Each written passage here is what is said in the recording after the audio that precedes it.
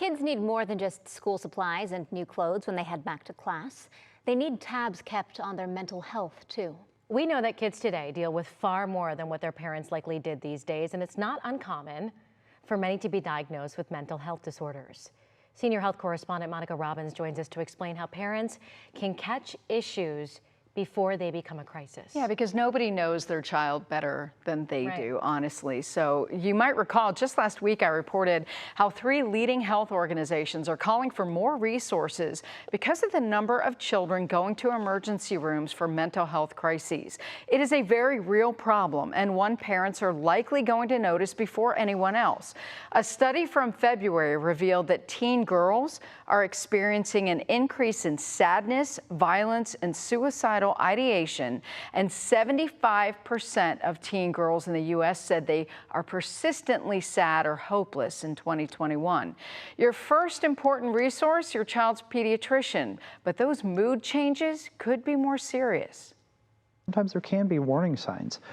When you see a significant change in behavior, when you see an increased isolation, irritability, changes in sleep, changes in their eating, and this really, sometimes kids come out as anger when they're really depressed. Sometimes it is sadness and just isolation.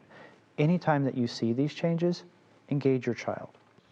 Now, giving your child some one-on-one time after school can really help. Also, don't ask them how their day was. Ask them to describe the best and worst parts of their day and try to get them to offer details. Let them know they can talk to you about anything that may be bothering them. And if your kids haven't started school yet, now's the time to get them ready. Even making some dry runs to school if they're going to a new one, that can help curb anxiety. Also, parents should be keeping tabs on their kids' social media, too.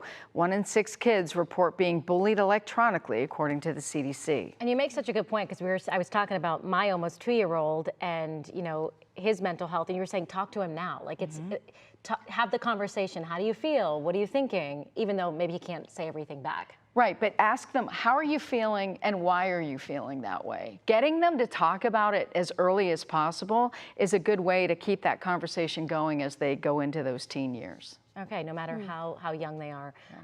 And real quick, when you talk about sleep, you know, it still feels like summer. So does that impact a child's mental health if they're not sleeping well? Oh, if I don't get enough sleep, I'm cranky. You know that. Absolutely, yes, it happens to all of us. So, you know, the bottom line is those people who don't get enough sleep, we know there are studies that say they're linked to stress, depression, anxiety, aggressiveness. That happens with kids too. So absolutely, now is the time, and I know it's summer and I know it's hard to get them into bed, but shut the computer off, shut the TV off, shut the phones off at least an hour before. And that goes for parents too. Yeah, all of us. Good reminder. Yeah, practice what you preach. Exactly. I say that and I never do, but you know. Monica, thanks. Sure.